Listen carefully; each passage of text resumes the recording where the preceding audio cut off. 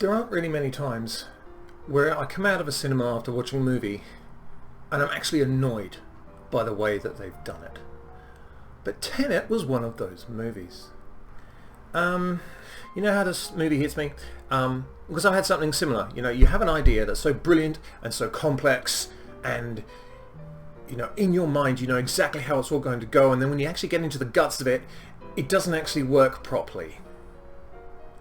And you have two options at that point. You either go, oh well, it's not going to work, I'll work on something else, or you try and screwdriver things in just to make sure that it all falls in together.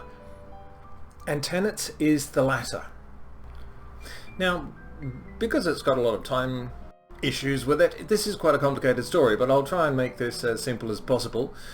Basically, you've got a fella from the CIA who tries to retrieve some plutonium, and it wasn't really plutonium, and fooled you, and then he gets captured, and the whole thing's a bust. He gets his teeth removed, they're put back in again. He's told about something called Tenet. He gets into a car, meets a professor, and then goes on an adventure.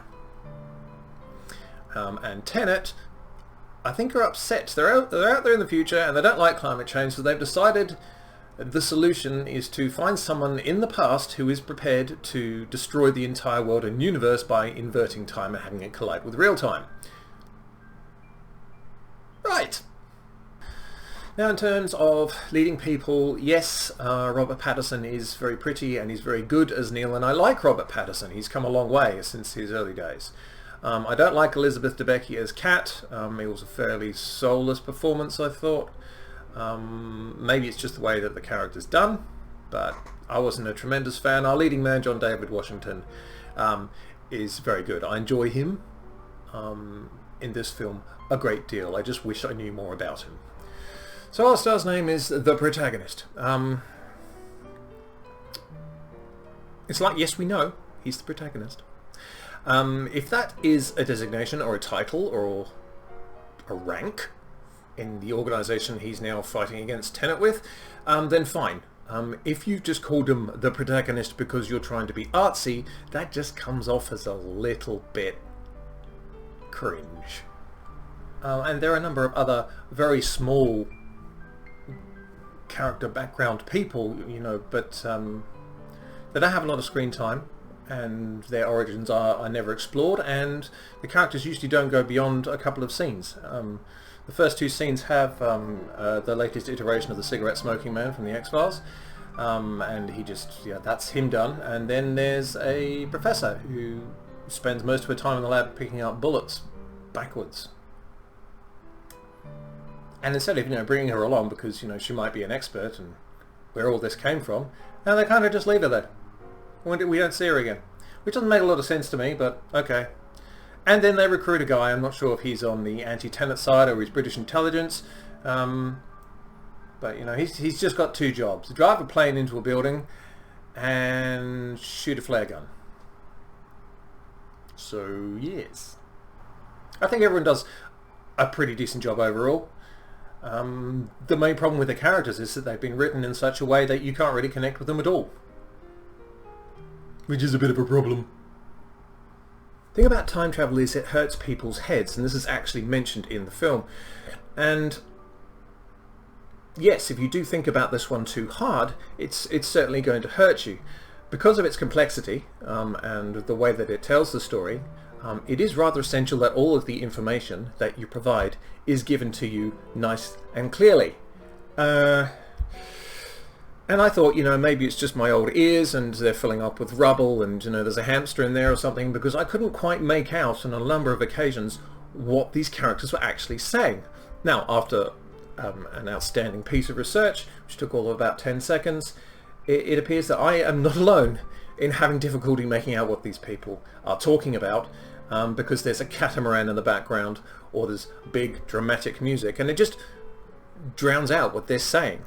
And that is a really, really crucial flaw in a film that is this complex, because, you know, you're going to need things explained to you, and if you can't even hear what they're saying, I'm not sure how that got past quality control. And that sort of ties into a larger problem that I think Tenet has. It does have the feeling of being a touch on the unfinished side. that catamaran scene, for example, I mean, of course, let's just go on a catamaran. It has a few plot inconsistencies, but no, I'm not going to bother going into those. But there are a couple of shots there which are very, very obviously fake. And you know, we know that it's fake. We know they're not really on a catamaran, but you do tend to expect them to blend it all in so it looks like they're on a catamaran.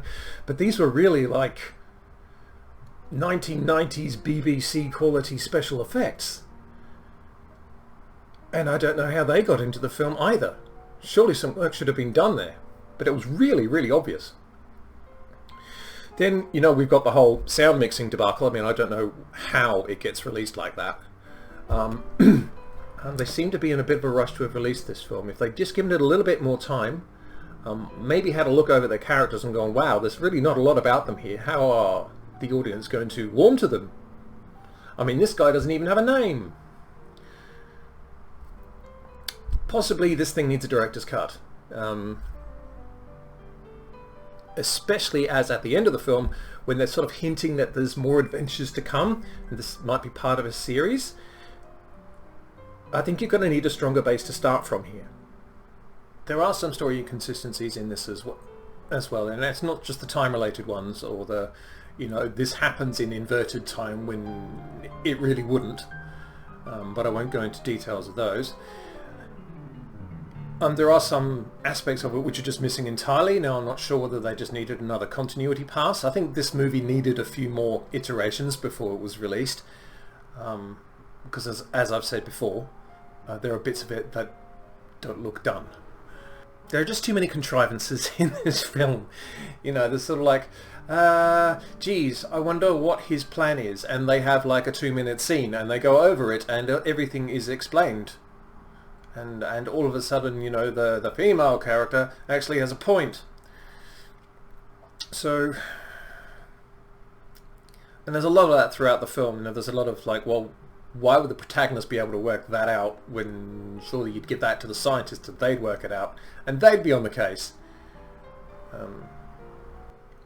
You know, it is, for the most part, you know, wonderfully shot. The music is very good.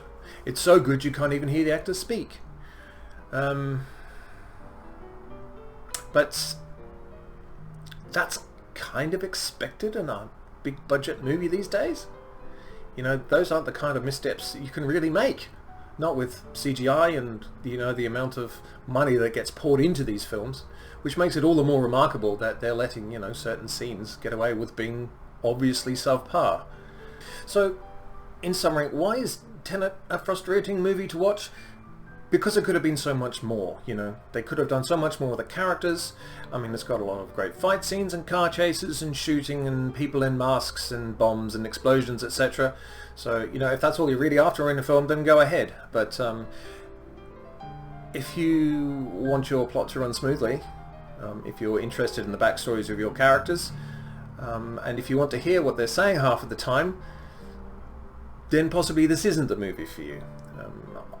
For myself, I can only give it 5 moves. It had the potential to be an 8, maybe, but you know, ultimately it's being dragged down by a lack of quality control.